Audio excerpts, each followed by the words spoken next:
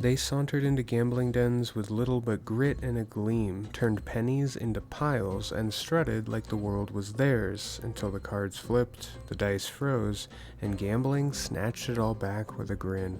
Archie Karas turned gambling into a legend, and then torched it. Born in 1950 on the Greek Isles, he grew up poor, fishing for supper. At 15, he bolted, worked ships, and landed in America with nothing but nerve. By the 1980s, he was hustling billiards in Los Angeles, just scraping by. Then 1992 hit. Down to $50 after losing in poker, he hitched a ride to Vegas, borrowed $10,000, and sparked the run. In days, that $10,000 became $1 million. Poker, craps, baccarat, he crushed them all.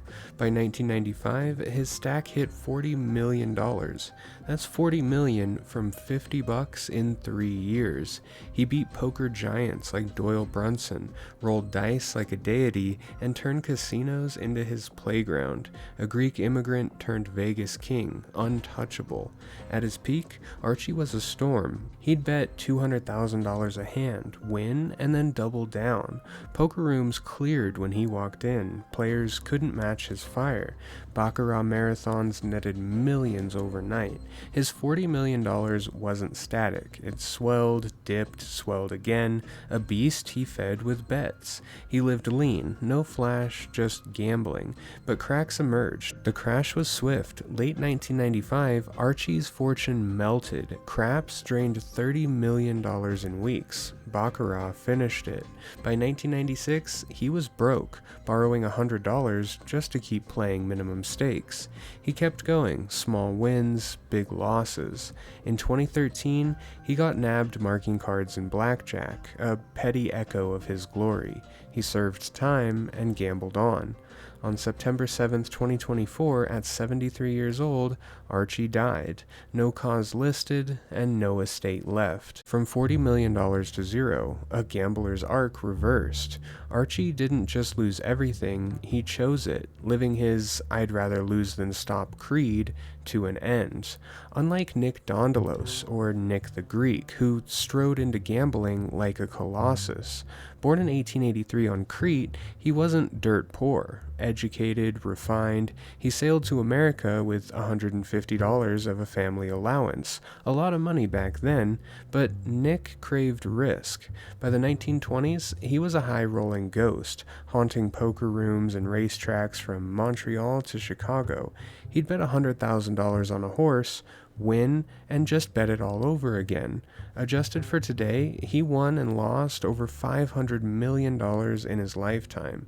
He played poker with tycoons, rolled dice with mobsters, and built a name that echoed, a Greek god of the tables, fearless and flush. Nick's peak was a decades-long roar. The 1930s and 40s were his domain. In 1949, he lost $2 million in a 5-day poker marathon with Johnny Moss in Vegas. Grinning through it, though. He'd win $1 million in a night, lose it the next, and keep rolling. Casinos loved him. He dropped fortunes that they'd reclaim. He gave winnings to strangers, lived big, saved nothing. Money's a tool, he'd say, swinging it like a sledgehammer. By the 1950s, age crept in, but not caution. His losses grew. $500,000 here, $700,000 there. He'd rebound, but the wins thinned. He thought he'd always recover, a gambler's mirage that held until it shattered. The end was a fade, then a thud. By the 1960s, Nick's luck was ash. Vegas turned cold. He'd bet thousands, lose, and shrug. Friends saw millions vanish with no caution left. On December 25th, 1966, at 83, Nick died. His cause, vague, but only $50 found in his pocket. From $500 million in play to $50, a Titan's end. Friends paid for his funeral, and he had no estate to leave. Nick the Greek lost everything, not by fluke, but by choice, living for the bet, not the bankroll. But that's much unlike Stu Ungar, who burst into poker like a comet. Born in 1953 in New York City, Stu was a kid with a card-sharp brain. His dad ran gambling dens, so decks were his toys. By 10 years old, Stu was already crushing the gin rummy hustlers. By 20, he was banned for winning too much. In 1980, at 26 years old, he hit the World Series of Poker main event, $365,000 and the title to boot. In 1981, though, he doubled it, $375,000 back-to-back champ. Millions flowed, cash games, side bets, $1 million here, $500,000 there. His reads were uncanny, his bluffs lethal.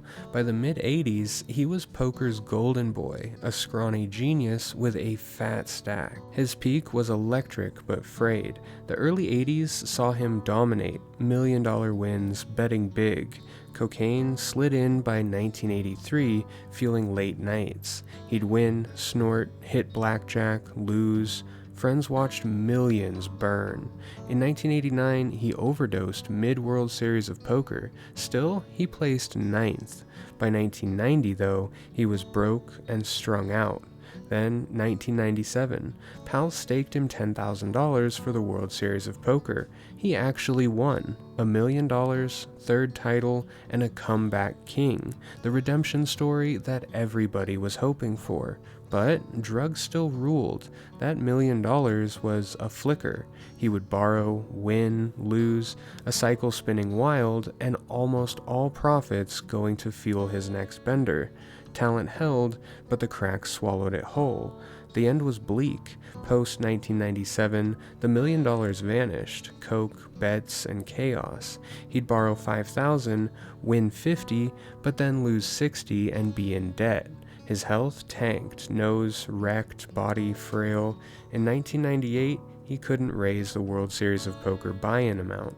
On November 22, 1998, at 45, he died alone in a Vegas motel with only $800 left to his name, his heart ruined by cocaine. Friends buried him, and no estate remained. From millions and on top of the world in Vegas to $800, a poker god felled by his demons. Stu Ungar lost everything: cash, crown, life, a genius who bet it all and came up bust.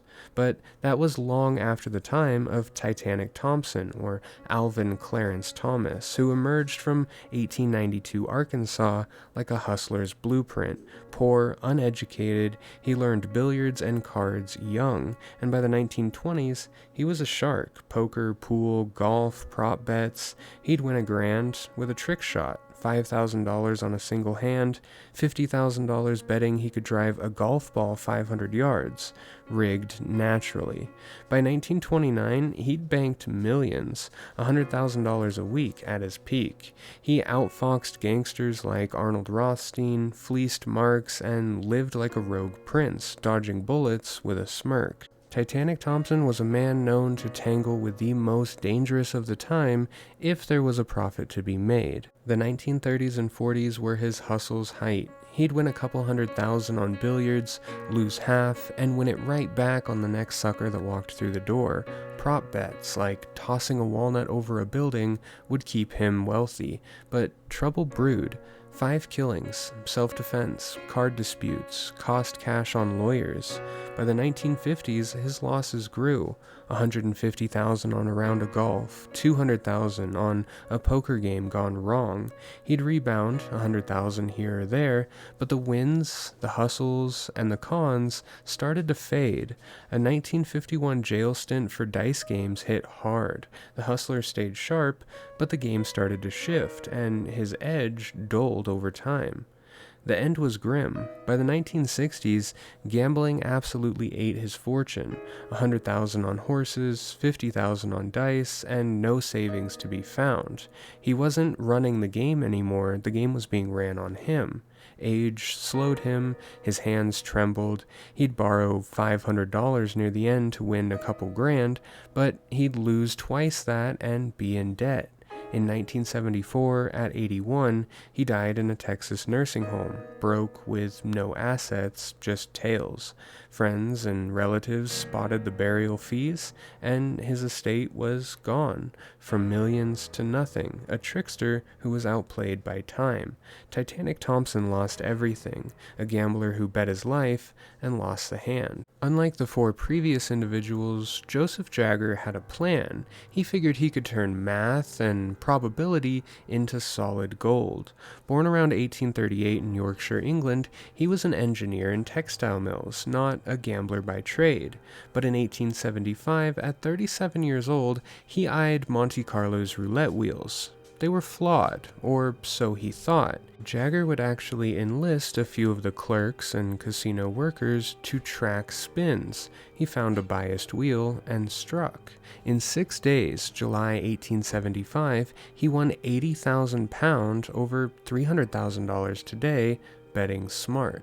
The casino reeled. Jagger walked off a legend, a worker who broke the house with his brains. Jagger's peak was steady. Back in England, he bought property and lived well. He had big money for the time, but gambling lingered. He'd bet 100 here on a hand of cards, 50 on horses, but they were small, steady losses. His investments flopped. A £10,000 mill venture absolutely sank.